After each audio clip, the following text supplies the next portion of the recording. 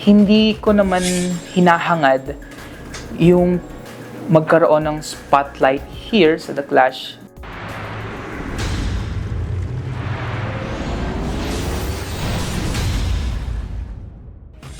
Hello Class Nation, this is Biano Peña, and today we're gonna answer some mysterious questions na nandito sa mga numbers na to. So I'm gonna pick 3. Siguro ito munang number 3. Sino sa mga kagrupo mo ang sa tingin mo weakest link? Oh no. Baka isa to sa mga pinakamahirap na tanong, ha? I mean, kasi ngayon, nasa Soundwave na ako ngayon. I've seen their performances naman from the first battle. So, I think yung pinaka-weakest link ng Soundwave squad is si Chloe.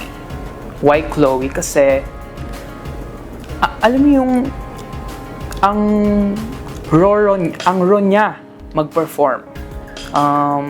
Yes, ang raw niya mag-perform, ang raw rin ng voice niya, halatang-halata mo sa kanya na baguhan pa talaga siya sa singing. And, ayun, tingin ko siya yung pinaka-weakest link ng The Soundwave Squad. Sige, itong 8 kasi Infinity. Magbigay ng mga clasher na gusto mong kagrupo na hindi mo kagrupo ngayon. Actually, as of now, kasi nasa Soundwave na ako, yung pinaka gusto ko talagang kagrupo is from yung mga kagrupo ko dati. Dalawa sila actually. Si Beza and si Martin. Kasi si Beza specifically kasi siya yung pinakauna kong na-meet from the auditions pa lang.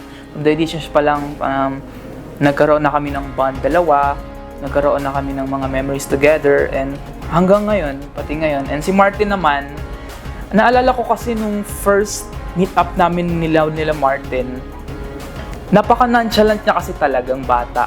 So, ayun, parang sinasabi niya nga sa akin na parang kuya-kuya na niya ako.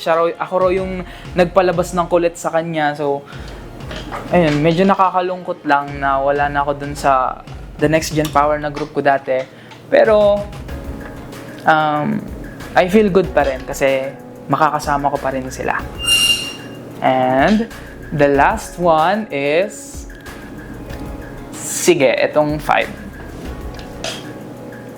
Playing safe ka nga lang ba o gusto mong sayo lang ang spotlight?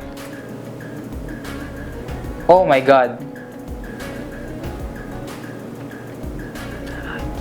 Personally, hindi ko naman hinahangad yung magkaroon ng spotlight here sa The Clash as of the moment.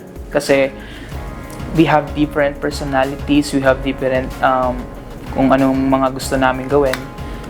As of now, parang masasabi kong na magle-lay low lang muna ako. And hahayaan ko na lang si The Clash na mapansin kung ano ba yung mas maibubog ako and ano ba yung kaya kong gawin.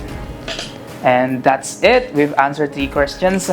And again, this is Biano Peña. Abangan ninyo ang mga susunod na performances ko here sa The Clash Teams. Bye!